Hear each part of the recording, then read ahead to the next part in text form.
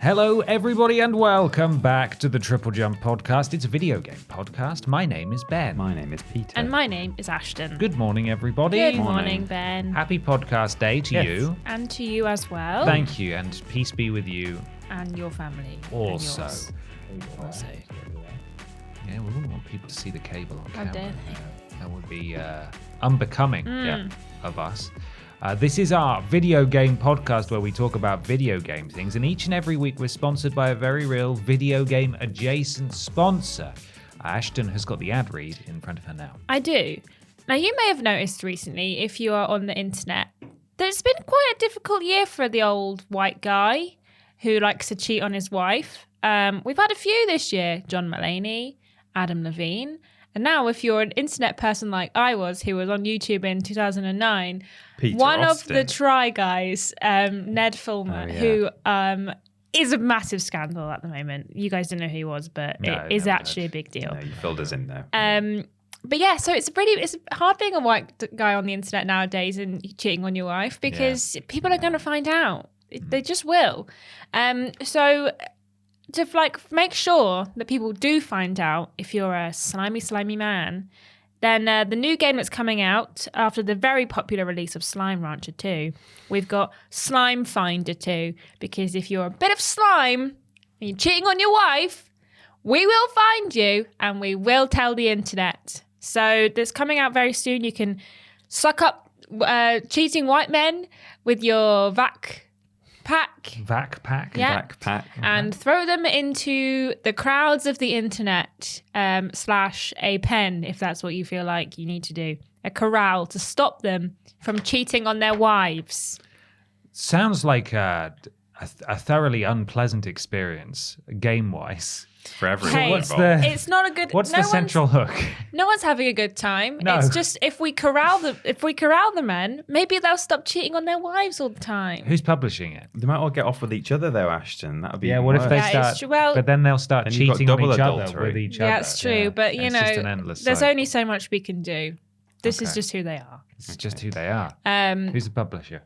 It's not getting published because it's not real. Oh, what? We just find you out on the internet in other ways when people expose you. So Okay. don't Damn. cheat on your wife Or husbands. Or husband, any significant other. especially if you're an internet Yeah, personality. especially. Right. And It's don't do okay it if in no one's going public. to find out. Exactly. Don't do it anyway. But if you're an internet person, how about don't do it in public, Yeah. dumbass? But dumbass. Big idiot. It's Idiots. okay. Remember, it's okay if it's a secret. It's not okay. It's I'm okay if saying nobody it's still not okay. finds out. If you're really good at keeping secrets, you're in But the just clear. don't be stupid. Cheat man. away. Like, Cheat away. How dumb you have to be. So dumb. So big dumb. Such big dummies.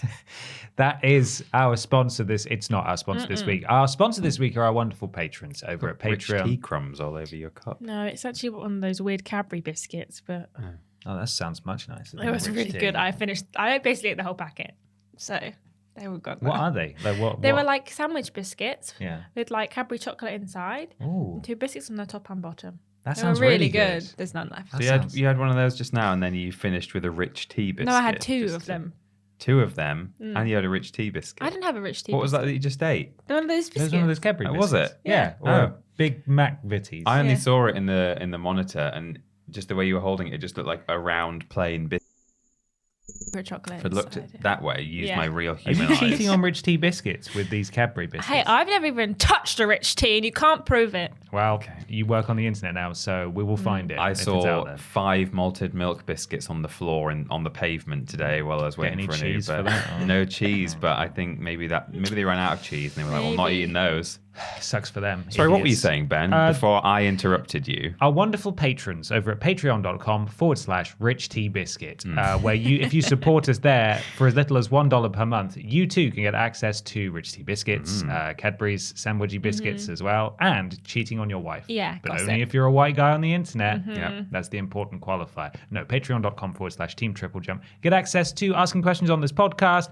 There's worst games ever early, weirdest games ever early, all sorts of other stuff as well. We did a Patreon games night stream, an exclusive stream this week as well. And immediately after this, we're recording After Dark, which is our bonus podcast where we don't talk about video games and instead talk about literally anything else. Bonus.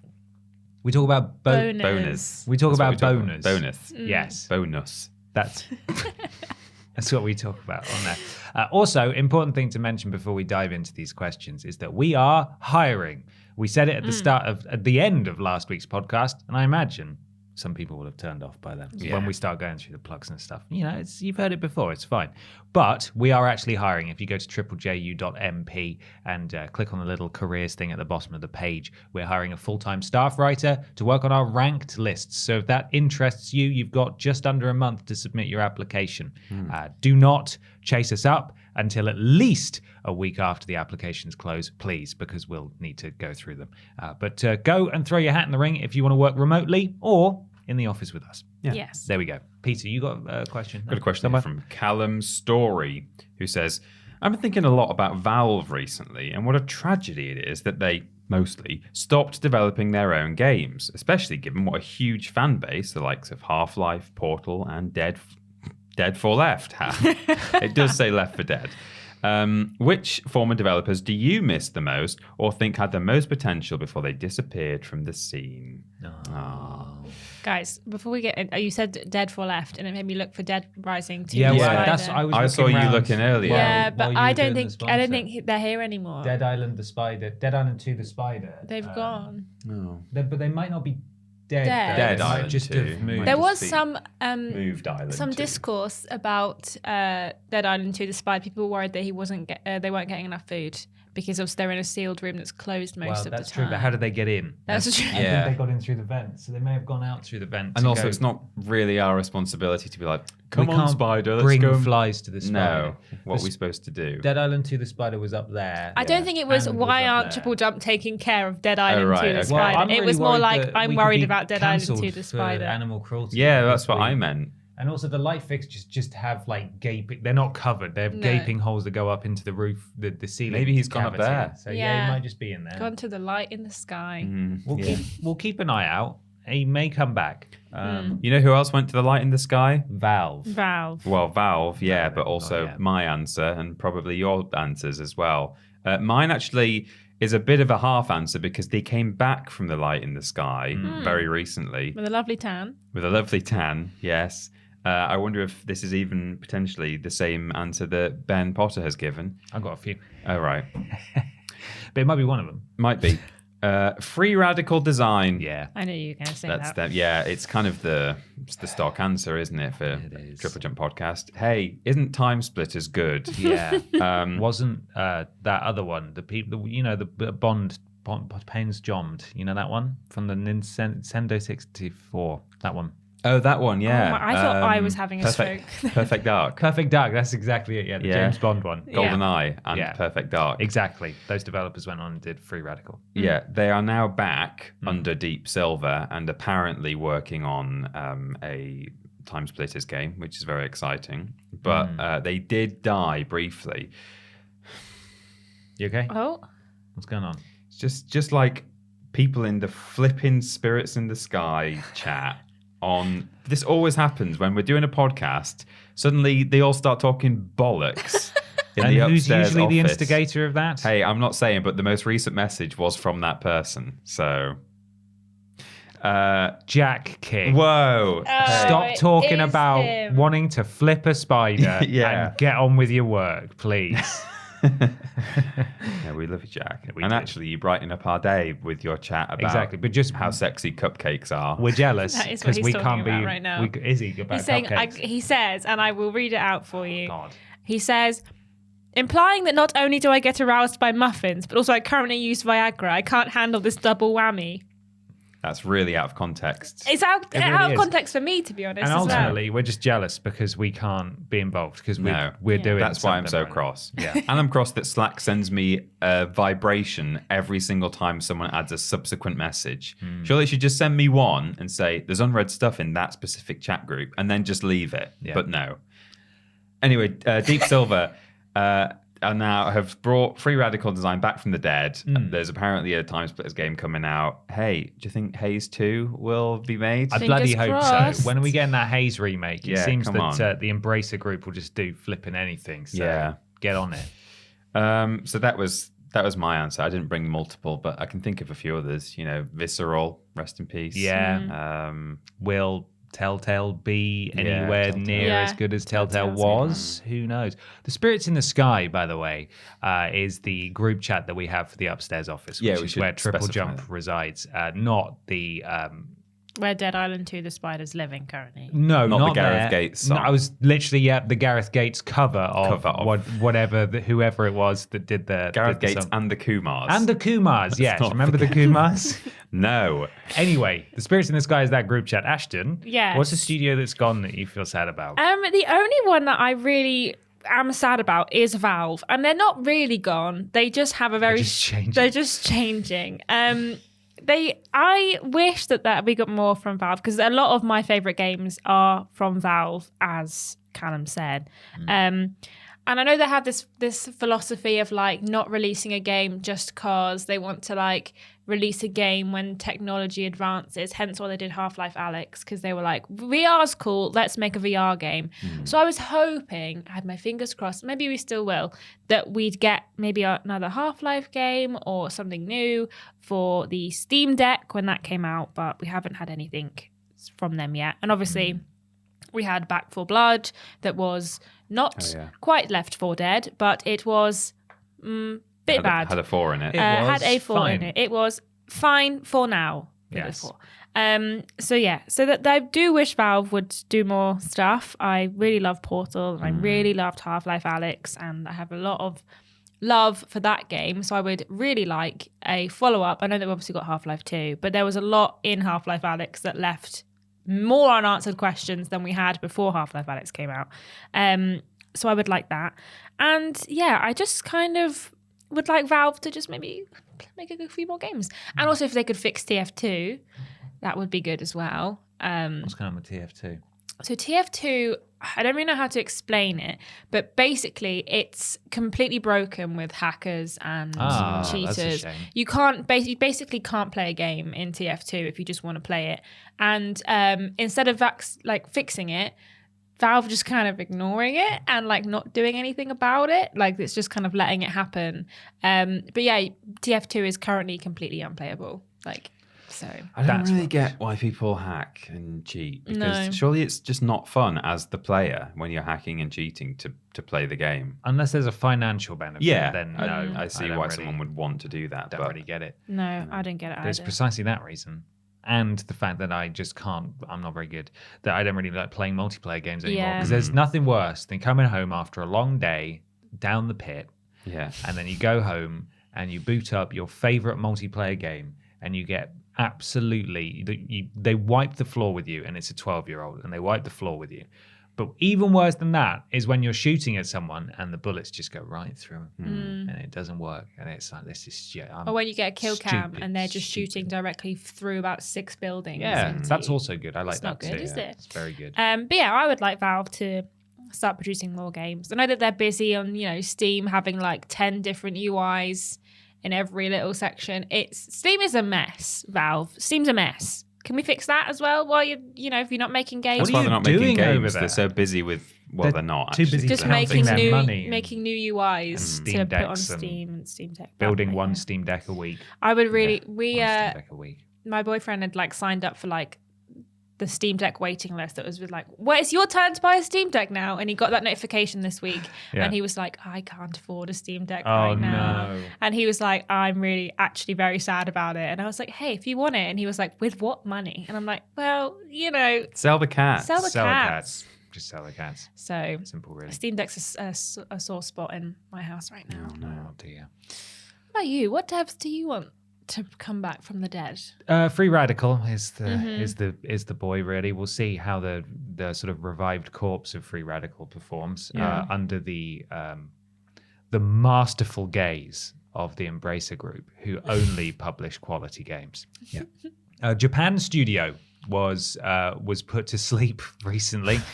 They were the first party Sony studio that were either overseeing, the sole developer, or involved in such games as Bloodborne, Legend of Dragoon, Astro's Playroom, Ape Escape, Loco Roco, Patapon, Gravity Rush. It's a lot of really good games passed through Sony Japan Studio in various forms, and they're gone. So what does that mean for the future? I don't know. It's not great, though. Would love to have them back. Wish Studios, who developed Knowledge is Power, and That's You. I was really sad because I play a lot of Knowledge is Power with my family when I see them. And we've played a lot of That's You over the years as well. Yeah, we have. And I think last Christmas, I was going to tweet like, flipping love Knowledge is Power. It's always so easy, and my parents understand how to play it and they really enjoy it.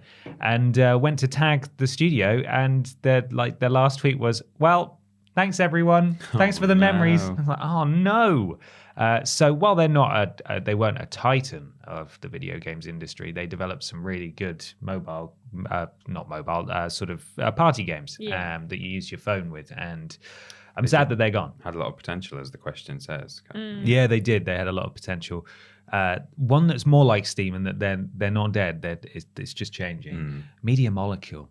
Oh, yeah. I miss Media Molecule. I think Dreams is an incredible platform, but I would really love the talented boys, girls, and others at Media Molecule to make a Little Big Planet or something new, maybe another Tearaway. Just make something crazy and get Stephen Fry to narrate it, and just come back. You've been gone for so long. They didn't develop Little Big Planet 3. The last thing they made was Dreams, obviously, and before that it was Tearaway, a Vita game. Come back, please. That is a good one. So that's my answer. I like it. I thought about even saying Lionhead for some of their earlier stuff. What's inside the cube, though? Well, what is inside the cube is the question. Was that even Lionhead, or was that some sort of independent? That's 22 Cans, I think, which is Molyneux's new. So aside from Peter Molyneux, just scamming and lying. Allegedly. Black and White is a bit of a cult classic. People really like that. I really like Fable for what it is as well. I know Fable still exists, but I was sad I could never play Fable. Never had a PC that could run it. I enjoyed Fable. And also Lionhead made the movies as well. Lionhead's The Movies, as it was called, which I had a lot of fun with as a child and temporarily on stream until it broke. Damn, I have a USB stick with a working copy of the movies on it that my boyfriend was like, give this to Peter. And I keep forgetting to bring it to you. I'm going to make a note. The streams might be back on. Well, I'm going to make a note of that to bring that in tomorrow, because he said, make sure you give this to Peter. Okay. And I said, okay. And what did you do? I forgot. Well, that's exciting. But I mean, I've got a copy of the movies on my PC at home and it just doesn't work. So my concern would be that won't work either, but I will absolutely give it a try. He's a wizard with this kind of thing. I don't get it. He explains it to me and I'm like, okay. All right, fine. Well, when you get it, you could say that that's what you'll be playing. Maybe. Right? I could say that. You might say that, which leads me to talk about a section that we have never done before. It's called What We Playin'? What We Playin'. Okay.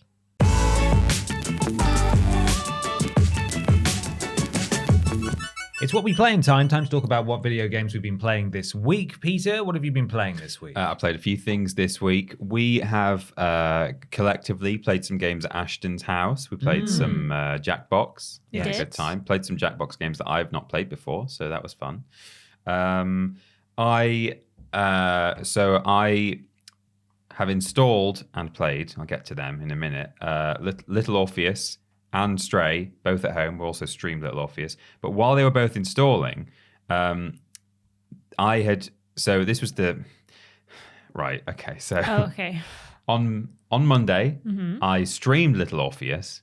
And then when I got home that night, I thought, I want to know how much of this game is left, because it looks like I'm about halfway through in terms of number of levels. But I was like, is it one of those games where the second half is actually longer than the first half? So I was like, I'm going to play it at home and have a look ahead. So I had that installing. Was installing Stray as well, because I was like, it's time to play Stray. But when I'd been setting up my stream on the Monday, in order to like compare some audio levels and stuff, I quickly just loaded up in the media capture area on the PS5 a bit of Pac-Man, because I was just trying to get the 5 levels, right? And just watching that made me think, oh man, I don't feel done with that game. I want to go back and play that. Even though I've got to the final credits, there's still, just some things to collect and stuff. I'm not going for the platinum, but just watching a little bit of footage of it while I was setting up the stream, I was like, oh yeah, I had a really good time with that. So while I was installing those games, I played some Pac-Man. I had a very nice time with that. And then the games were installed. And I've played at home pretty much up to where I was with Little Orpheus. So I need to play some more this week to see how much of it is actually remaining for the following stream. But I'm almost certain I am just going to play it till the end. So it's almost a complete waste of time for me to do that. But I'm going to do it anyway. But I've also played Stray at long last. And that's lovely. I played a couple of hours of it. I am really enjoying it. In some ways, it's exactly what I expected. And in other ways, there's a few things that I didn't quite expect. Although I've like watched trailers for it over the past few months or year or however long it was, I'd either never noticed in the first place, or I'd forgotten in the time between the game coming out and me playing it now that you had a little robot companion. Yeah. And that just took me by surprise, because I thought for the first, I don't know, well, it's maybe like 20 minutes or something where you don't have that friend, what's it called, B12. For that little opening section, the game is a bit more, I thought I was very much going to be a cat just going around almost just incidentally doing things to help people. I didn't think that like the game would turn into me seemingly understanding everything that was going on as a semi-sentient cat. I thought I would just be an animal, just sort of doing things.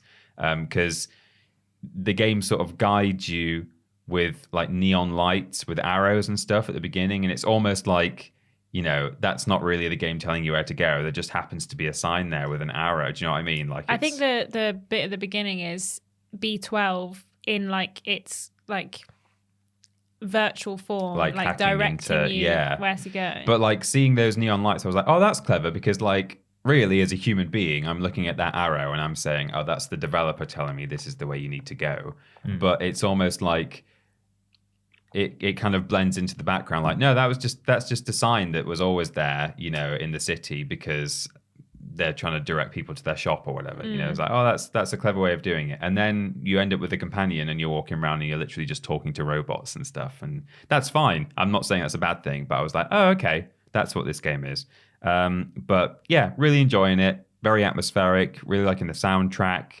I'm intrigued by the lore and, what's going on. So looking forward to finding out what's happened out there. I really like the idea that the cat actually doesn't really have a clue what's going on. Well, that's what I'd like to because think. Like B12, I think B12 speaks cat in some ways. I would like it if B12 because my cats understand. Yeah, me too. My cats understand some things. Like I can say things to them and they will know what I'm talking about. Yeah. But like obviously the cat doesn't understand everything that the robot's saying. But I just like the idea that the robot's talking to B12 and B12 will just go, let's go and do this now. And the cat's like, okay. I'm going over there. I'm just going to climb this building. I don't know. That's what I was thinking the game would be. And then, I do feel as a cat, as I'm moving around the world doing stuff, I almost feel like, no, this cat knows what it's trying to accomplish. And that's fine. But yeah. I don't think that I knew that B12 was, I don't think they included B12 in much of the footage, to be fair. No, I think it was remember. Mostly just cat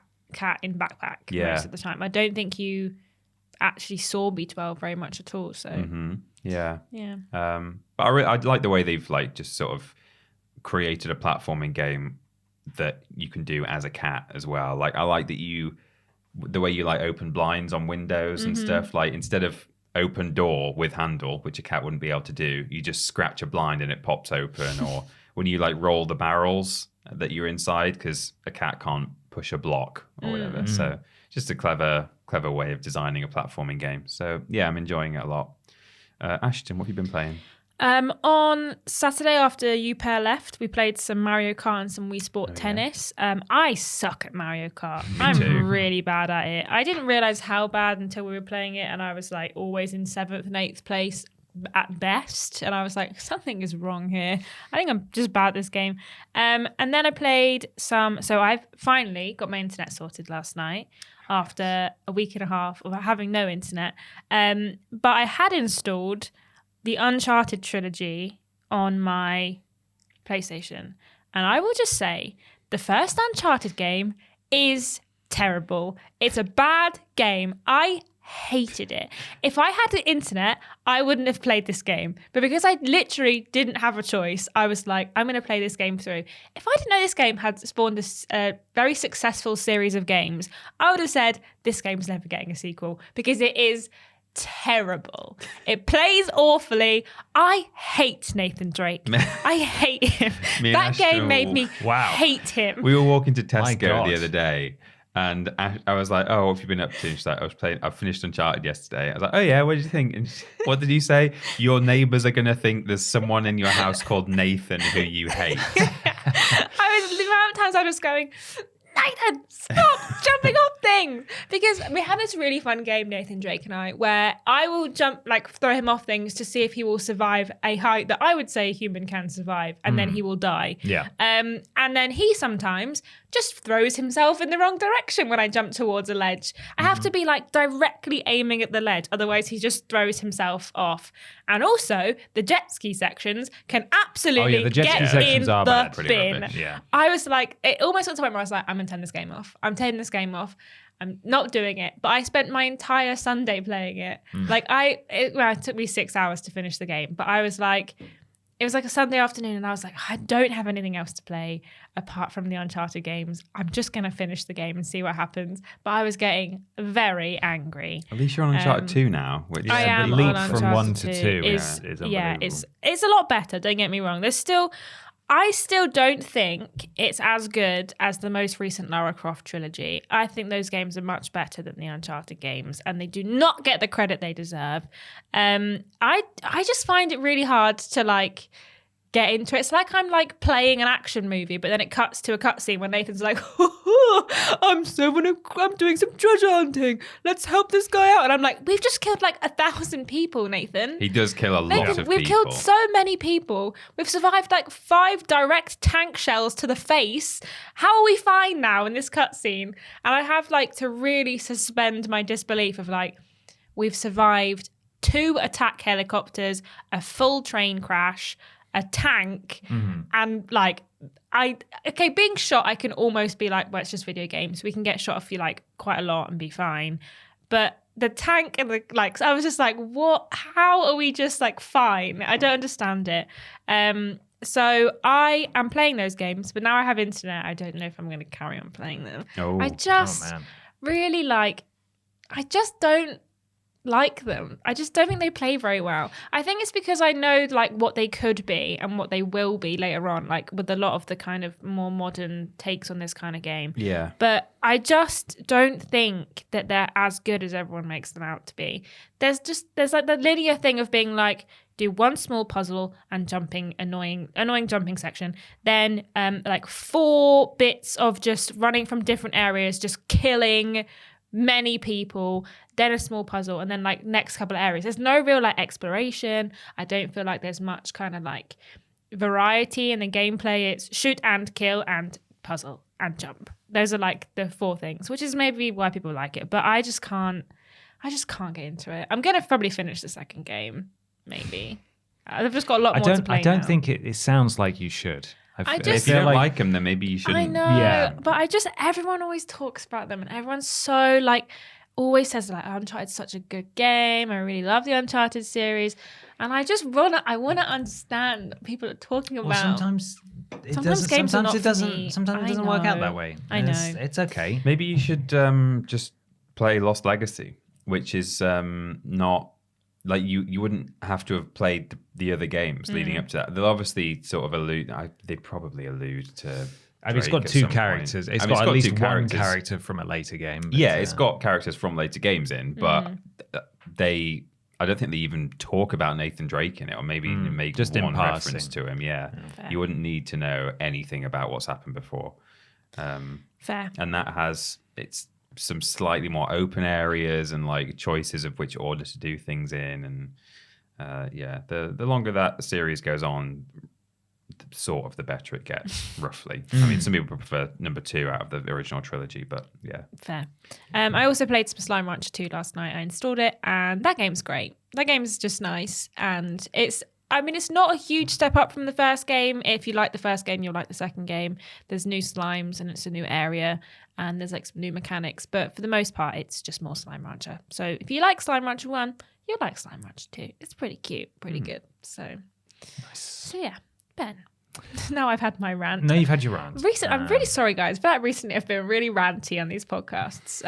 Well, you criticised the game I liked, so now I'm going to talk about how rubbish Horizon Forbidden West is for like 20 minutes. But I know that you liked it. You've got to buckle up for that. No, I do already actually. told me I that really you like like it. Gears of War 3, been playing a little bit more of that. I think I'm about 2/3 of the way through now, so not much further to go in there. But Horizon Forbidden West is the main thing that I've been playing, and I am really enjoying it. The first sort of hour or so, I feel like I have to go through the motions or these motions with every open world RPG game that I start, where it's like, oh, it's just so much information, and I have to learn so many things. And you zoom out and look at the map, and it's like, I can't be asked. This is going to take ages to finish. But now that I'm put a few hours into it, I'm really enjoying it. I'm finding that the central hook of the narrative is actually at least as interesting as the first game, where I was really worried that they couldn't do that because the central question of what happened to the world and to the humans and society and civilization was really intriguing. And they've managed to match that, I think, in the sequel. And so I'm really interested to see where that goes. The petty squabbles of the civilization that's sprung up is still sort of like just background noise for me. Like, I don't really care about these characters or the stakes of what's going on. I kind of just want to know what's happening. And that is reflected, I think, in Aloy No Mates, her whole attitude of, hey, when you're my old friend, let's grab a beer. No, can't. Gotta save the on world. an important mission. But actually, maybe it becomes a side quest. So perhaps once I finish this story mission, maybe I will come back and have a beer with you. But no, I don't want to be your friend. I've got no. You're going to slow me down. That's sort of how she talks to most people. But yeah, I don't like the cast of characters that I'm associating with. I don't really care about them or their personal struggles or anything like that, because I totally agree with Aloy that there's far more pressing things going on, and they've got like emotions and like wants and needs and stuff, and there's no time for it because the world is literally going to end, and so Aloy needs to go and sort that out right flipping now. She goes through a nice arc in this game as well. That I think that you like. I had the similar feeling of being like, well, I know you from the other game and I liked you then, but also like I am actively trying to do something right now, gang. Val, I'm trying to do something. And then, I think you do eventually have to go back and do some of the side quests to like get your posse. My posse. Did you know that in the first game it was like one of the trophies was like get every character to join you in the final battle. That's true. It's not quite like that. You don't have to do that. That's not a trophy, but that's kind of the vibe that it kind of suggests that you do. Okay. So you do kind of have a bit of an arc with Aloy kind of being like, I hate everyone, I'm busy, and then being like, oh, fine. Fine, maybe We'll I'll be make time friends, for you. right? That trophy should have been called Put Your Whole Posse Into It. Fortunately, that came from a time where But such a thing that, didn't exist. And sadly, we now live in that time. Yeah. But I am really liking it. There is one big issue that I have with it, but this is sort of a wider thing and not necessarily a problem with Forbidden West, in that in these big climactic scenes where it's made to feel like a big deal or there's some sort of like war going on, there's maybe like 12 people involved in it. Like in the cutscenes and then in the battle itself. And it comes back to a conversation we've had on this podcast before, where if we stopped pushing graphical capabilities on the 360 PS3 era, like 15 years ago, we just stopped there, but technology continued to evolve to the point where it is as powerful as it is now. Just imagine what these scenes would be able to look like. Yeah. How many characters. The scale. But because we have to render every single character's beard follicles independently, Including Aloy's beard. including including Aloy's Aloy's beard. full mustache and beard, it means we can only have like 7 people on screen during these like this is to decide the fate of the clan. Why is each clan only brought 2 representatives then? That feels kind of silly. Wouldn't everyone like have their full put their full tribussy into it? Yeah. You know, where are they? So there are a couple of scenes because it just reminds me of Oblivion, where it's the final climactic battle to force back the evil Daedric god, and there's like maybe 11 soldiers. Yeah. And then that's it. And we haven't moved forward from there because we keep having this obsession. And the game is gorgeous, don't get me wrong. But because we have this obsession, all of the processing power has been put into rendering these gorgeous people. Yeah. And if we just scaled it back a bit, we could make these scenes feel as big as they should feel. Yeah, Fortunately, that is true. it doesn't seem that there is a need for that, that many moments that would require such a thing in Forbidden West because Aloy, has no mates and she's often on her Billy own. no mates. But Aloy, no in mates. these scenes, it is very noticeable. Remake Oblivion from the ground up, but with 0 visual improvements and 60 guards in the final battle. I want flipping Lord of the Rings scale. Yeah. I want lair but good. Yeah. That's what I want. But on the whole, I'm really enjoying Forbidden West, and I think about it most of the day, and I want to know what's going on and what's happening next. And that, as I said, is the big thing that I was worried it wouldn't be able to pull off, and it has. That's good. So The story is good in that game. yeah, I'm liking it. So there we are. It's time for question 2. It is. It comes from Curious Gregorius. Hey all y'all. As technology increases, we are seeing more feature creep. Games are stuffing more and more into each title. Do you think this is affecting the core gameplay mechanics? Do you feel there was a golden era where the technology was good enough for developers to make the primary and secondary gameplay loops they wanted, but not good enough to add all of the fluff? Thanks. Yeah. Yes. Yeah.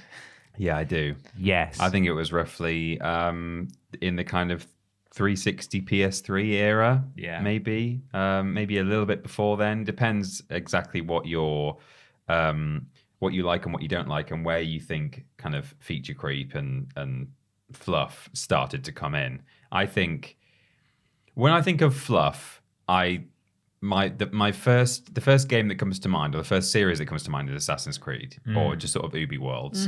And I think the first Assassin's Creed game I really enjoyed playing. I know the second one's very popular as well. I didn't actually play that one, so I think it's around that time. I really enjoyed the Halo trilogy. I know Halo 1 was Xbox, original Xbox, and was Halo 2 original Xbox as well? Possibly, can't remember. Yes, I think it was. But Halo 3 and Halo Reach, brilliant games. Even things like Oblivion, that was a nice big open world RPG, but to me didn't feel kind of bloated. It wasn't too big. We did an interesting video. James Jenkins did an interesting video with a lot of maths involved. Yes. Where he worked out the exact size and scale a world can be before it starts to get too big. Yeah. And it's 100% exact science, and we have the perfect answer. Absolutely. How big is too big? Yeah. Starfield. Go watch that video. I don't remember exactly off the top of my head where the too big line was, but certainly I think the likes of Oblivion are somewhere within the good game, not too big kind of camp for me. And as you were saying in the previous question, or in What We Playin just now, when did you say it? In What We Playin, I think. Yes. That we've got to the point where technology is increasing, and we're kind of living to our means in that sense, and just feeling like, well, we've got all these capabilities. We can make the world bigger. We can put more quests in it. We can put more collectibles in it. We're going to do it. That's what we're going to do because we can. We're going to max out just use all of that power. Yeah. But for boring stuff. That's not always the right thing to do. And if we were making games of the sort of scale of Xbox 360, PS3 still, and some people are, of course, but if the AAA giant studios were doing it, then you could make them look really good and be kind of have a good balance between looking good and having a nice level of detail without all the fluff. If you cut back on the fluff, then you don't have to do that compromise you were talking about, where it's like a triangle of like look good, have more than 12 soldiers, and be a decent game overall, and have the technology to do so. So yeah, I think that kind of era, 360, PS3. I am inclined to agree with you, having not played that many PlayStation 3 and Xbox games. Right. But I do think that there is this mentality at the moment of being like you say, because we can, we will kind of thing. Like, I don't think every game needs to have a board game mechanic. Can we get rid of that, please? Yeah. There's one in Horizon Forbidden West. Didn't touch it.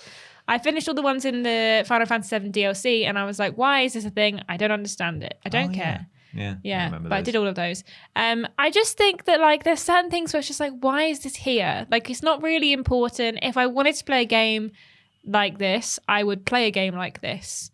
Witcher 3, Assassin's Creed Valhalla, Horizon Forbidden West, Final Fantasy VII DLC. If I wanted to play this kind of game, Fallout New Vegas, I would just find a game that is like this and I would play it. Like, I just don't think it's because you can, you should. Like, Horizon Forbidden West, for example, has like 3 or 4 different kinds of like additional content in terms of like races and battle arenas and this weird board game thing I can't remember the name of. But like, I just don't think everything needs to be there. I think that maybe there should be kind of like a person that just goes, do we think we need that? Do we think we really need that? I think they should get like a really sassy woman to come in and be like, are we sure that's there? Do we need it? Like a mum says like, do you need that? do you need that one though? Do you need that toy? Yeah. Yeah. Haven't we got a toy just like this at home? Do we need this toy? We need someone to mum game developers to be like, do we need the board game mechanic? Well, that's or what can we hold the board game mechanic? You're always for MILF later? hunting, I actually. You're looking for the mum. I need some more mums. But yeah, I just think that there's definitely this vibe of like, because we can, we will. And same with like graphics. I think we've been spoiled a bit now, where we're like, the game must look amazing. It must I don't really care that much, but like Horizon Forbidden West, for example, like it must run at 60 FPS. It must look amazing. It must have an incredible environment that is filled with stuff. And I do think that we're a bit spoiled, because if I went onto Forbidden West and it looked like trash and there was just fields on fields of nothing, I would be like, I'm kind of annoyed. Like, this game is massive for no reason because there's just fields of nothing. Like Valhalla, I found the issue was that you were traveling like 10, 15 minutes to actually find any content, just because they were like, we can make it massive, but we haven't got enough content to fill every like meter square of the game. So sorry, you're going to have to travel a long time to actually get where you need to go. So I do think that we've been a bit spoiled, and I do think the games developers just keep adding things in just to see if it works. So hopefully, now that we've kind of like settled into this era, things may, fingers crossed, start to mellow out a little bit, and we won't have to push the PlayStation to be its like best self. We can maybe just like make a game that is good in a lot of aspects and doesn't have too much. Maybe. I'm being hopeful here. I don't think that's what's going to happen, but it would be nice if everything just kind of mellowed out now and we could get into our stride with the PlayStation and Xbox era and just maybe just take it a bit easier on everything in the games. I'm tired of open world, man. I'm tired of... It used to be my favourite genre, and now it's... Because they weren't that common. Yeah. And now I'm tired of open linear as well, that half step, the stuff that Uncharted 4 did and God of War does as well, the 2018 one, and God of War, the new one, will probably do as well. I quite like an open linear now. I'm more inclined to that than an open world. Oh, yeah, absolutely. I prefer it, but I just... Can you imagine if developers put all of their resources into a linear game? Can you imagine? That would be so good. That would be so good. Even the flipping Last of Us Part 2 had these massive open sections every so often.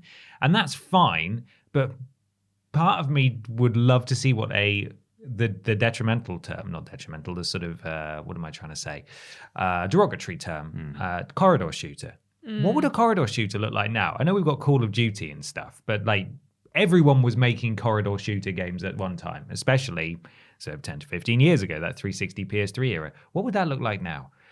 I'm so tired of games being so stuffed full of things. And developers can't really win either, because as you're saying with Assassin's Creed Valhalla, Ubisoft are the most criticized, and we're going to talk about them in our big discussion as well. They're the most criticized for filling their world full of just gubbins and fluff and just overstuffing and extending the runtime and just so many distractions that kind of distract from the main purpose of the game. And for me, at least, lessen the experience. Yeah.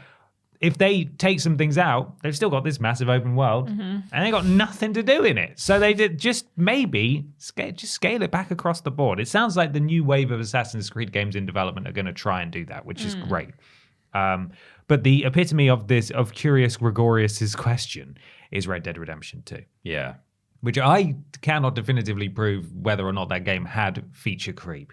But the amount of stuff in that game that you can do put me right off it. And that is such a shame, because I know how incredible that game is, but I found it just so massive and so full of things that I just could not get into it at all. It's like someone bringing you a giant chocolate cake and saying, you like chocolate cake, eat it. And you're like, I actually don't want that. Like, thanks very much for making me such a nice big chocolate cake. Yeah. But that makes me feel unwell just looking at it. Yeah. With that kid in Matilda. Yeah. I'm trying to think of his name. Gobtrotter? Bruce Bogtrotter. Bogtrotter, that's a Gobtrotter. So close.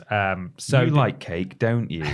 Yeah, but I have this issue with Not that Rockstar much games cake. generally, but like finishing them, I really struggle to finish GTA games most of the time. But Red Dead Redemption 2 was really like, that one took the biscuit for me. It was just so insanely overstuffed. So I suppose the golden era of that was maybe, as you said, the 360 PS3 era, or even earlier, when there were technical limitations, and also maybe you couldn't patch your games, so they just had to be done. Like, that's it. Don't go too crazy now. This is the version of the game that we're going to release.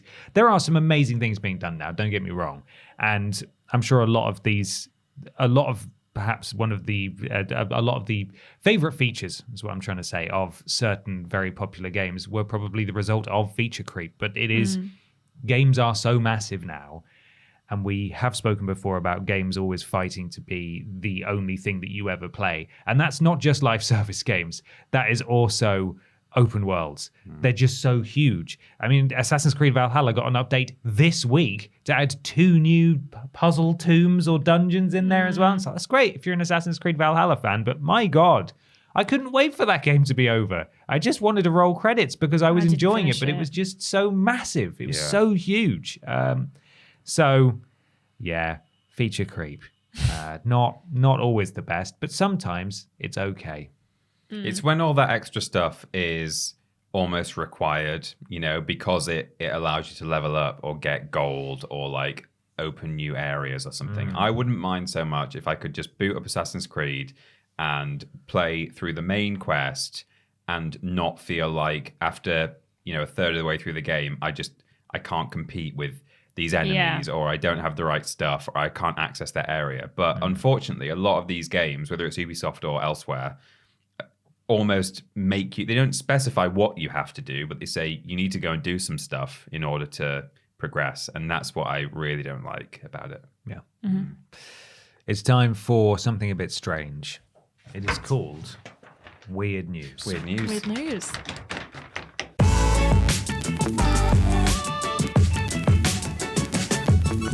It's weird news time for some weird video game news. Remember, if you want to submit weird video game news, comment under the post that goes out on Facebook and Twitter in the early half of the week. Go and do that. Alternatively, if you definitely want to shout out here, you should be a podcast producer. You can do that by going to patreon.com/Team Triple Jump. Rich tea biscuits. Rich tea biscuits. Support us at a certain tier, and you will be named a podcast producer and read out right now.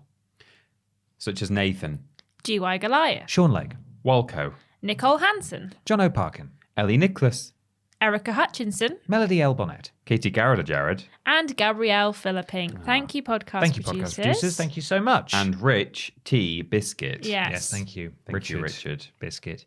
Peter, you got some strange news. I have.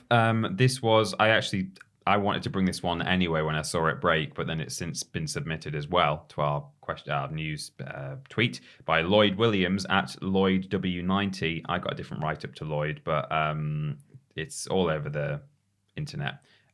This is from Rock Paper Shotgun. It's written by CJ Wheeler, who says, Jeremy Corbyn played a Doom mod that lets you kill Margaret Thatcher. Good for him. Ex-Labour Party head and leader of the UK parliamentary opposition, Jeremy Corbyn, was spotted engaging in some quality gaming time over the weekend, taking on the Iron Lady in Doom 2 mod, Thatcher's Tech Base. The left-winger and lifelong reader of Rail magazine got his thumbs a-twiddling for a special arcade version of the mod while at the World Transformed, a festival being held in Liverpool that celebrates radical politics, art and culture. This is what he's doing instead of singing God Save the King at the party conference then. Whoa. Bit of a dig Good there for him. at Keir Starmer. Strange. I love Jeremy Corbyn. I don't love him. I think he's nice. You're in love with him. I'm in love with him. You're in love with Jeremy Corbyn. Why does it now just say... Oh, okay, it's because there's a full stop in this person's username. Alice O, full stop, first brought Thatcher's Tech Base to our attention a year ago, and the mod actually reached its first anniversary on Saturday. It's a hefty piece of moddage featuring the funky musical talents of Paradise Killer's Barry Epoch Topping. Of course. And voice work from Hades actor Layla Burzins. Oh, and Cyber Thatcher claiming the United Kingdom as the 10th circle of hell. Cool. Judging from the state of the political and economic landscape compared with when Thatcher's Tech Base was released, it's looking more like the place than ever. Corbyn doesn't seem to have gone as far as giving Thatcher's Tech Base a thumbs up, but director Jim Purvis tweeted that, quote, he liked the game. Okay. Considering the many, many demons wearing the face of Thatcher in it, I'm not entirely surprised by that. Purvis said that the arcade edition of Thatcher's Tech Base had been produced for the World Transformed to support charity Living Rent, who are working for tenants' rights in Scotland. There's then a tweet featuring 2 photos of Jeremy Corbyn playing the game. Yeah, there he is. Is he pointing at it in that second one? He's sort of... leaning on it casually. Oh, okay. Yeah. He's doing a cool lean. They'll be easy for you to find online, and we always post our news stories in the description as well. Yes. So go and have a look at those. I've closed it. Oh, I accidentally opened Twitter. Well, that's basically it anyway, Okay. I think. You can have a go at Thatcher's Tech Base yourself by downloading the mod here. I bet Jeremy did when he got home. I don't think Jeremy has a computer. Oh, God. Excellent. That's good. I bet Jeremy did when he got home. Catch Jeremy on Twitch. Yeah. At Jezza Corbyn. At Jezza Corbs. With a Z at the end. Yeah. Yeah. Ashton. I have some news comes from Cameron J. Keyword at Cameron_Keyword, and it's on Kotaku, Odds and Ends, by Isaiah Colbert. Odds and ends. Odds and Ends. Odds and T-Pain tells awful Apex Legends players to touch grass, stop harassing developers. The Grammy Award-winning rapper and popular Twitch streamer told the players to chill out. Is it going to tell us what Apex Legend is and also what T-Pain is for I 2 hope paragraphs? so, because I don't know. Got to hit that word count. It's not often that a rapper goes to bat for a video game developer after a disgruntled fan base enacts gross harassment, but not all rappers are built like T-Pain. In a recent tweet, the auto-tune wordsmith issued a statement in solidarity with Respawn, the developers behind the popular battle royale shooter Apex Legends. The developer has been trying to iron out the game's busted audio, bad matchmaking, and bugs that negatively affect the exploration and hit markers in Apex Legends even, which somehow led to an uptick in online harassment towards its dev team. I've never used that word before. T-Pain's response to the situation was tantamount. Mm-hmm. Oh my God, as I use such crazy words. Uptick. Tantamount. Yeah, that's it. To telling the assholes who've been harassing the Apex Legends devs to go outside and touch some grass. Sorry. So that's green. Yeah. And it's on the floor. Yeah, cool, thank you. I'm going to have to censor this one because T-Pain uses swear words. Oh, T-Pain. Bro, you'll have to Flippin' chill out. It's a flippin' game, my dude. Play something else if you hate it so much, bro, T-Pain says. Walk away from your PC/console if you become so consumed by a game that you feel the need to threaten the people that work hard to make it. Chill, bro. Chill, bro. The screenshot message in T-Pain's tweet came from the recent statement from Respawn's official Twitter account. In it, the game maker addressed the rise in harassment towards its development team. Respawn told players it welcomes constructive criticism towards the game, but has a zero-tolerance policy for threats and harassment of its developers, and that it will take appropriate action to ensure the health and safety of its team. And then Bungie also got on their back and said, standing against toxicity and harassment takes all of us working together to build healthy communities. We're with you, Respawn. Much like Respawn, Bungie's recently been on the receiving end of harassment, most notably from a serial cheater and harasser who's being sued by Bungie for threatening to commit arson to its office in July. Okay. Yes. I want to read this last bit because it made me laugh. Okay. Harassment aside, T-Pain is no stranger to inner machinations of, oh my God, things are popping up and it's just dancing around my page. Inner machinations of the gaming community.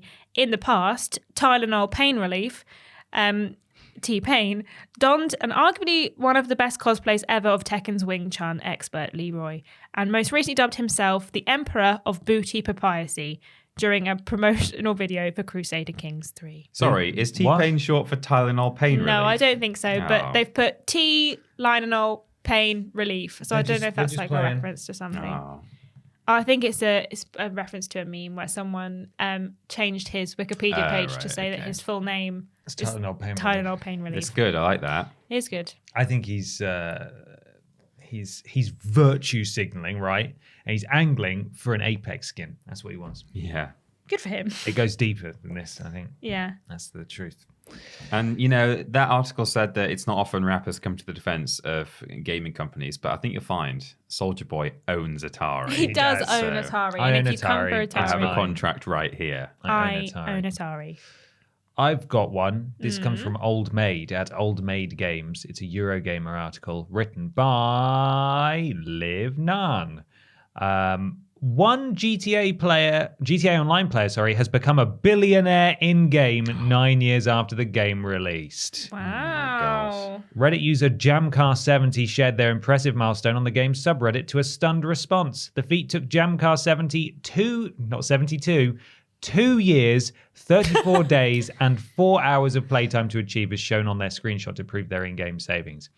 Doing some approximate maths and independently verified by myself, one user calculated this to be an average of about 6 hours of playtime per day since the game's launch on the 1st of October, 2013. Every day since Every day. 2013. And that's only if Jamcar70 did put in some hours every single day. In the comments, Jamcar70, I'm so sick of saying this username, confirmed they spent a lot of time AFK on security cameras to maximize the amount they earned from via nightclub business without having to actively play the game. Regardless, it's quite a commitment to dedicate such a huge amount of time and resources to one game. If only becoming a billionaire was as easy as a real. Will you support Eurogamer?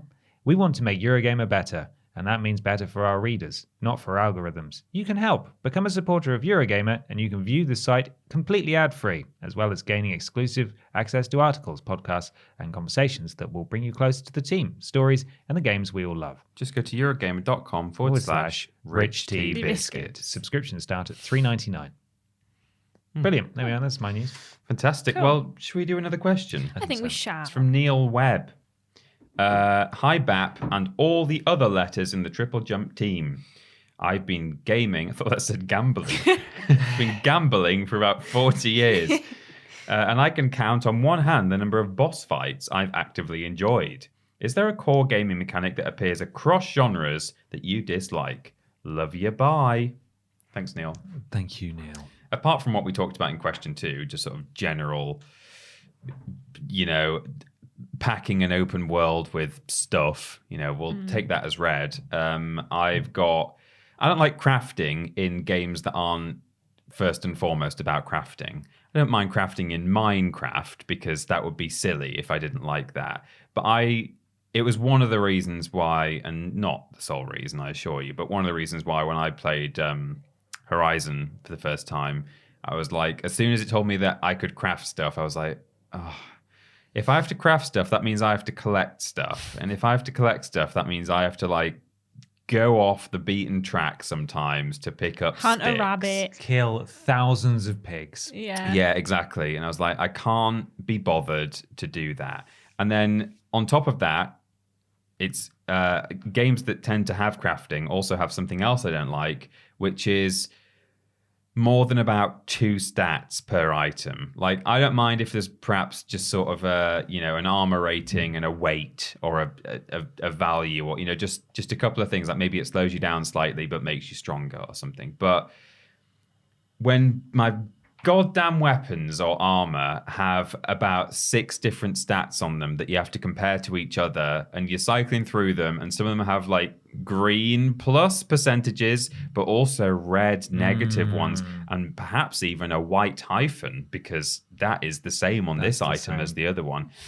I don't want to have to try and work out which one to wear. Like, don't make me. That is precisely one of the ones I've got written down. I despise because it. of Forbidden West, in that I get a new piece of armor and I have to upgrade it, and then I come across a rarer piece of armor that isn't as good, and it does let you see what the stats would be like if that was fully upgraded, which is a nice feature. But also, I don't want to have to be carrying around like 12 different types of armor because one does more frost damage than with another. resistant, damage types and stuff. I hate. think I put all of like, if I didn't like it, / didn't want to wear it, it was in my storage because I was like, well, it's rare, I don't want to get rid of it, but I'm not going to wear this. I don't change my stats. My boyfriend gets so annoyed when he watches me play games. He's like, you've got like an ice thing there, and it's an ice thing. I'm like, yeah, but it doesn't look as nice as this. I have not used a single status thing in Forbidden West so far, even though you scan the robots and it's like, this is weak to electricity. I'm still like, I'm going to use the regular arrows and I'm going to shoot off the components until it explodes. That's what I'm going to do. I don't mind that in Borderlands though, because I've been playing Borderlands for so long that I know there are different manufacturers, weapon manufacturers, and their guns shoot differently and behave differently depending on the type of weapon that it is. I can understand how that would be massively overcomplicated and should probably be simplified a little bit, but I totally agree. Like, I don't want to have to juggle loads. I just want, this is a rarer piece of armor. So it's better. Yeah. There should be no debate about this. That's how it should work. And I'm fed up of having to fiddle with it. Yeah. It just makes me, as soon as I see that a game's got that, it's another sort of big sigh. Just like menus with loads of numbers all over them. I don't want it, please. Cards, obviously, I hate card mechanics. I've said this before, but like, even if it's basically just these are your abilities that have cooldown on them, if the game presents them with a graphic where they are on a card and it calls them cards, for some reason, that alone will make me hate it. Yeah. It's terrible. And finally, for some reason, I particularly don't like electric attacks in games, whether I'm casting them on people or they're being cast on me. I just don't like seeing arcing electricity all over the screen. I think it just looks really horrible. I just think it looks ugly. Okay. And I don't like that generally it will stun my character. I just think, ew, gross, don't like it. Get a better power. Yeah. Ashton, what do you not like? I really don't like in a lot of games when they have kind of like a arena mode where you just go into a place and you just kill enemies for like waves of enemies. Like I really don't like it in Borderlands. I don't like doing any of the slaughter grounds or whatever they're called. What are they called? What? Are they called slaughter grounds? In Borderlands? Yeah. I think they have different names. Yeah, don't they? I can't remember what they're called. There was an entire Moxie DLC for the first game that was just that, and it sucked. We tried to play that, worst. and one of the trophies is like to get to like you round have to 100 finish it, or and something. It takes forever, and it glitches hours. sometimes and bugs out. That's what happened to us, and we had to. We gave up. Rubbish. I don't like those. I find them boring, and if I don't have to do them, I won't do them. We were playing. I think we were doing Borderlands 3, and we were trying to get all the trophies, and those ones sucked. We had to go and do all of the like side quests, which include all of the like slaughter ground things. Circle of Slaughter. Circle of Slaughters, that's what they're called. Oh, yeah. And I just hate them. I just don't find them interesting. Same in Horizon Forbidden West. There's like an arena mechanic where you can go to a certain place and they will give you enemies that require certain things you do to them to defeat them. And that requires like the elemental stuff. Or it would take away all your weapons and give you a bunch of new weapons that you have to defeat the enemies with. Not interested. Could not care less. find them really annoying.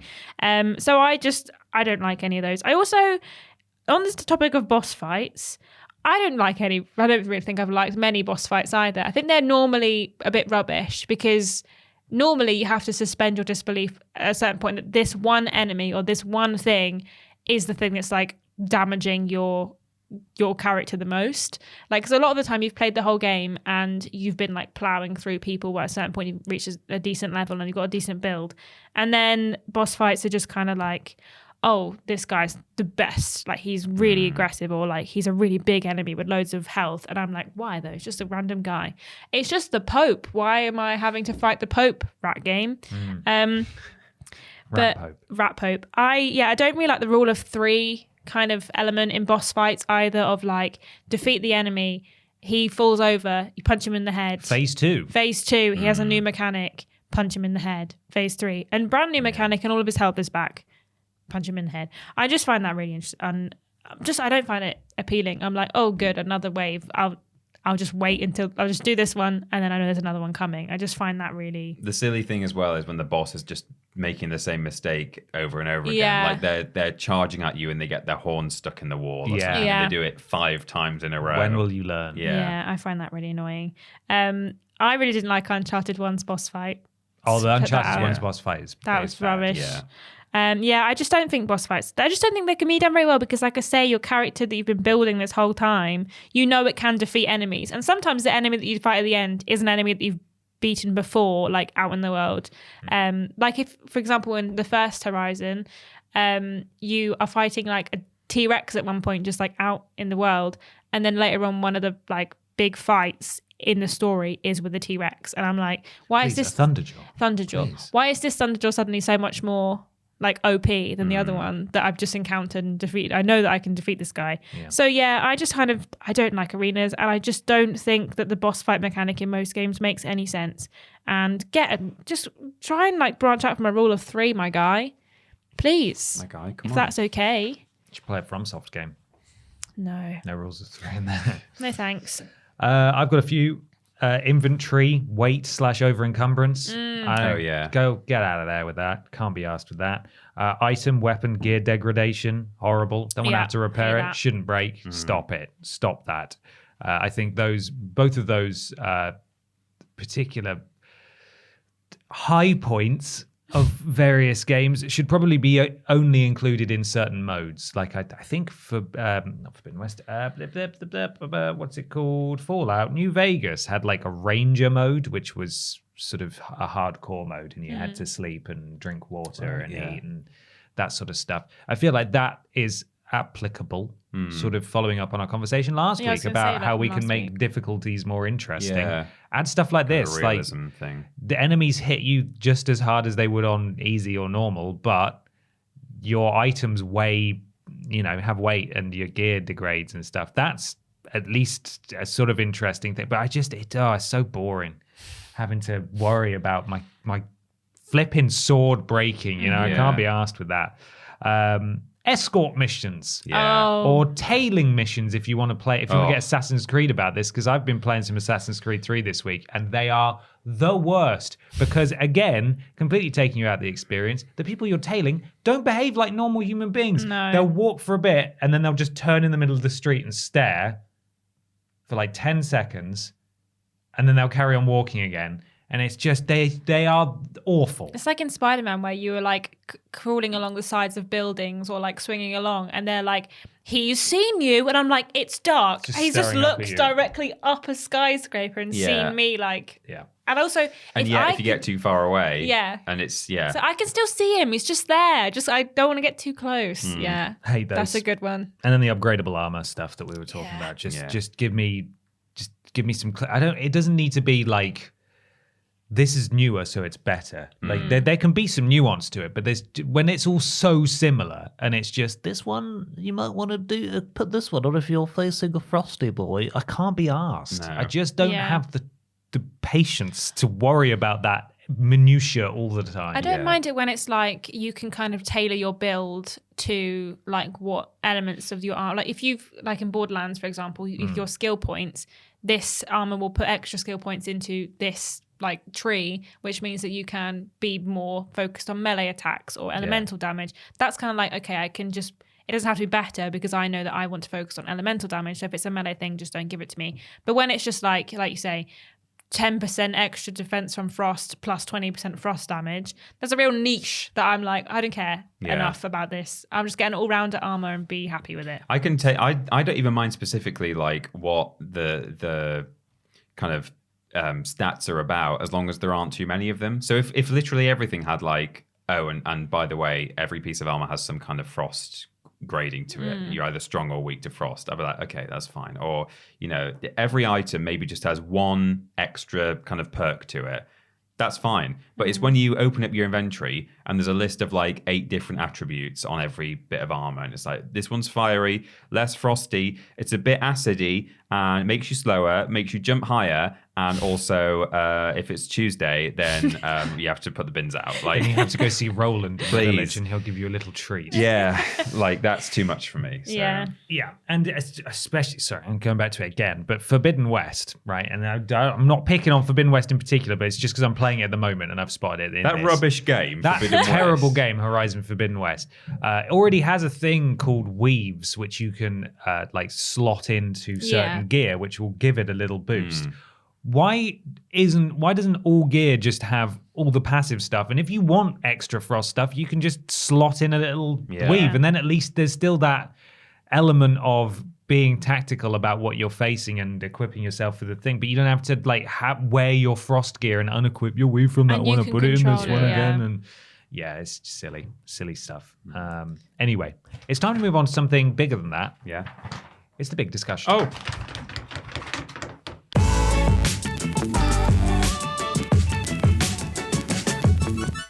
It's big discussion time for the big video game discussion this week, coming courtesy of Harrison Clement, who asks, "Hey Bap." Hi, Harrison. Hello. It's not a question, that one. The entire world have got sick of Ubisoft making the Assassin's Creed games and have decided to pass the IP over to you. What would be your setting? Who would you be? And why?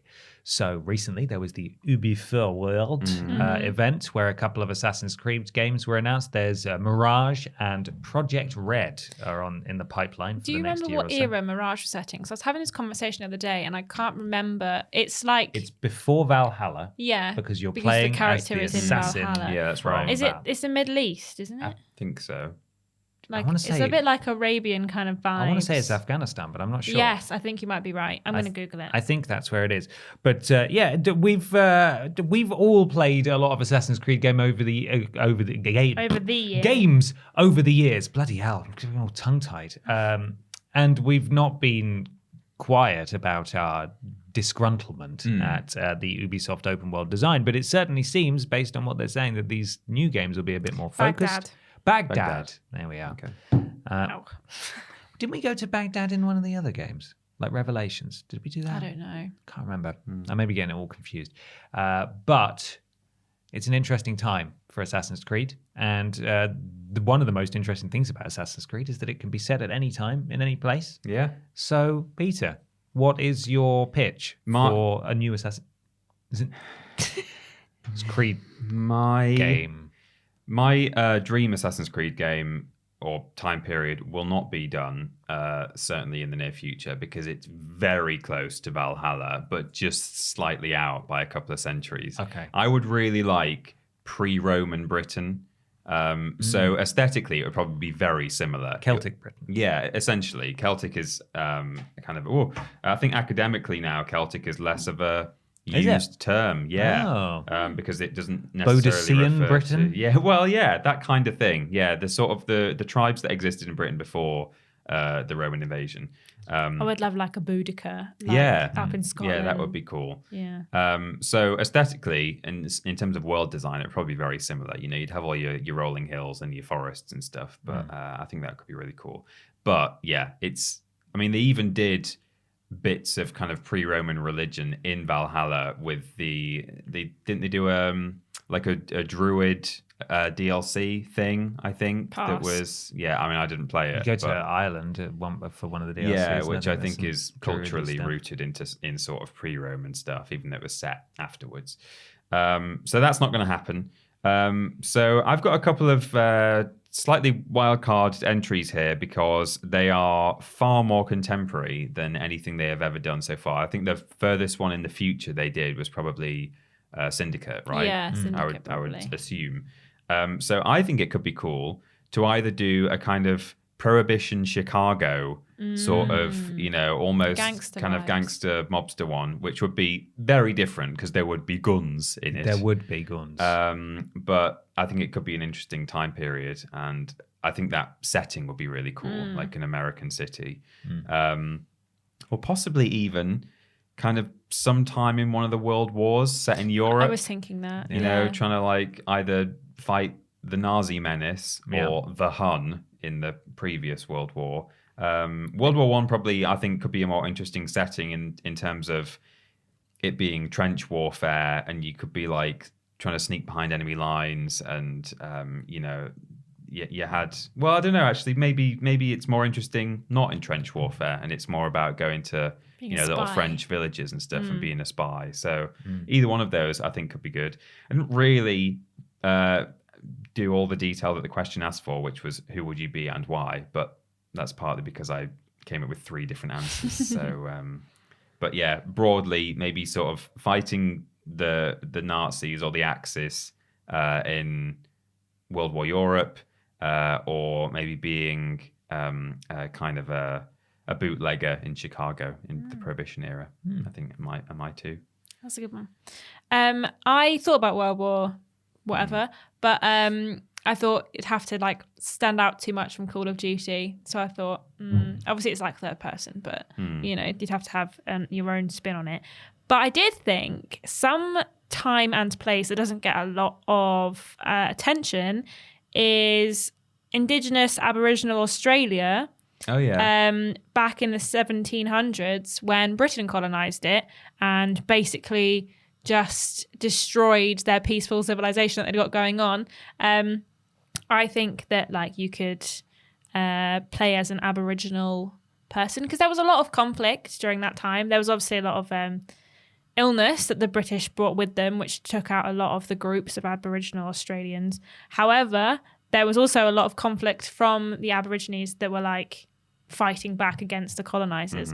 So I think it could be cool. I mean, the risk of that is obviously kind of similar to like a bit like Liberation, where you kind of know what happens anyway because obviously it's the past and you can't really go too far with like you're gonna win because unfortunately like Britain did colonize Australia. Yeah, true. However, I do think it could be interesting. So there's still a lot of Aboriginal groups that like existed on islands around Australia, and there's also a lot of Aboriginal people that still come directly from those colonies and those groups. So that could be really interesting as how those groups survive the colonization and get past it. There's a lot of obviously slavery that happened during that time as well, and some really nasty things. But we've seen a lot of them cover that in other Assassin's Creed games. So hopefully they could do it tastefully / not just make it like torture porn.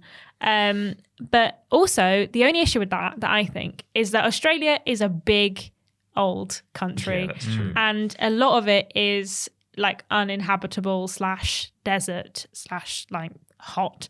So they might have the same issue that they had with Odyssey, which is like the central part of the map in Odyssey was just practically empty and there was no missions there. Like I finished the whole, no, not Odyssey, Origin, sorry.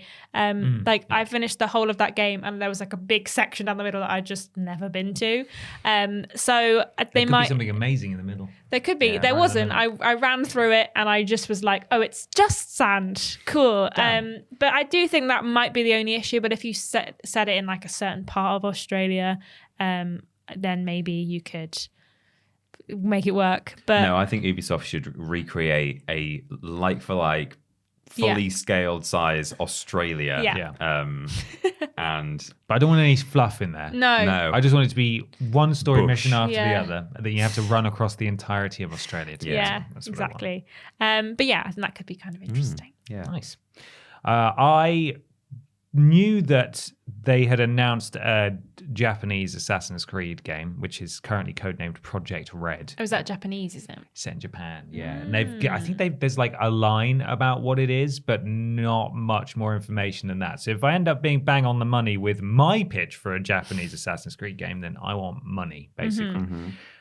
So I would like a Japanese Assassin's Creed game. I know Ghost of Tsushima has sort of beaten them to that kind of thing. Yeah. But I would like it set in 1850 to 1870 Japan, which is when there were the first visits of US and European traders. Okay, yeah. And they first opened the borders to that kind of thing.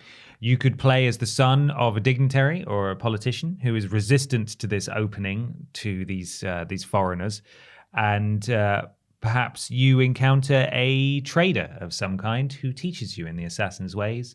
Maybe your dad, being so resistant, eventually sort of signs up with the Templars as a way, as he's like coercing them. You have to kill your dad. Classic Assassin's Creed stuff there. You could, it could be called Assassin's Creed, because forgetting that For Honor ever existed, because, you know, whatever. It could be called Assassin's Creed For Honor. It could be called Assassin's Creed Shogun or Assassin's Creed Shinobi. Yeah. Now, the new one, Project Red, has already been confirmed that you will be playing as a shinobi or a ninja. Yeah. But we will see what that ends up being, because I can't believe they haven't done a Japanese one, to be honest. I can't believe that they're only just getting around to it now. You good, Ashton? Yeah, I was just looking to see if there was an exact time period that they had set it in. For Project this one, Red. it says it's just feudal Japan, so it could be anywhere between 1185 and 1868. So right, yeah. I was just looking to see if they'd announced when it was set. Yeah, I couldn't find it. I mean, to be fair, I didn't look that hard, but because I'd already written my description and then just Googled Assassin's Creed Japan, just like, I know they're doing something. And so there we are. But those are our pitches for new Assassin's Creed games and time periods. What's your dream setting? What do you think is an untapped market that they really should get on and make a game out of? And what do you think of the new direction for Assassin's Creed as well? Are you going to miss the big open worlds, the big sprawling open worlds? Or can you not wait to get back into Abstergo entertainment in the real world, the modern day sections, and develop some fake video games? You remember those? Those are so good, aren't they? Was there much more about the modern stuff in Valhalla? You could...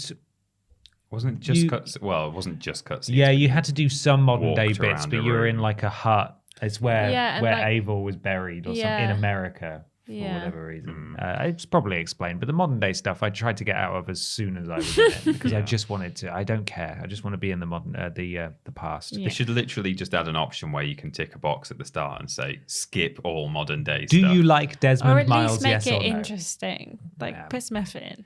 Well, not even make it, because even if they did make it interesting, at this point, I have no idea what's I had going no on. clue either. I booted up that game. I was like, "Hang on, has the world ended?" Yeah, there was the it world- was the like sun was, like, post-apocalyptic massive. almost. I was so into the modern day stuff in games 1 to 3. Yeah, it was because it was quite building to this interesting. like real climactic moment where Desmond Miles was going into the past to save the future, because there was secrets buried there that would allow them to get into some flipping doomsday tomb or whatever. It was really interesting, but then they just kept doing it, and I stopped caring, and I also stopped playing the games. So Valhalla was a bit confusing. Anyway, let us know what you make of all that in the comments below. Peter's going to tell you where you can get involved with the channel if you want to.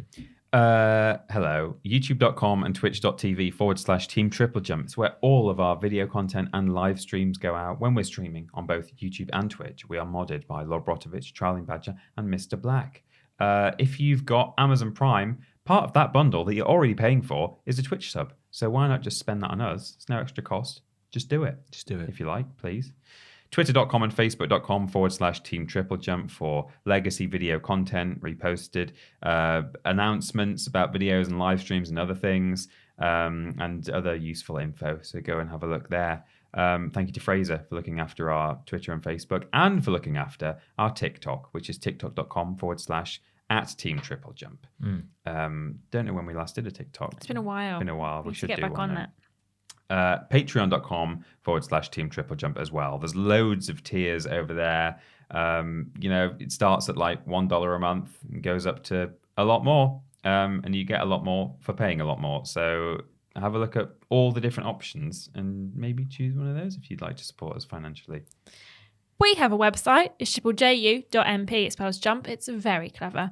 If you want to join our Discord, you can go to triplej.mup/Discord. We're modded on Discord by Jack, Joe, Tori, and Hollow Eyes. And if they to do something, bloody well do it. If you want to listen to the podcast in its audio form, so don't go to triplej.mup/podcast. If you want to watch one of the live stream VODs, if you've missed a live stream during the week, why not go to triplej.mup/VODs? There's a very intense energy coming from my left there. I'm just trying to ignore it. Just encouraging people to go to the Discord. Yeah. Kill you. And then Peter will kill you. And then Ashton, she'll make a TikTok about it. I will. If you want a cameo from us, why not go to triplej.mup/cameo? We're all on there. So is James Jenkins. So why not head over there if you want to get a cameo from us. If you want to buy some sick and cool merch, why not go to @TripleJumpShop.com even to buy this jacket, this top, but not that top. No. At the moment, anyway. Ooh, maybe what's happening? Or make sure you're following @TripleJumpShop on Twitter to get the latest merch announcements. Coming soon. News coming soon. Why not follow Peter and Ashton on Instagram and Twitter at Peter Austin and @ScrambledAshton, and myself just on Twitter @confused_dude. We do lists every Monday, Tuesday, Wednesday, Thursday, streams every Monday, Tuesday, Wednesday, Thursday, Friday, solo streams Monday, Tuesday, Wednesday, Friday. Thursday is the joint stream. Blaze it. But it's not again this week because you had some internet issues.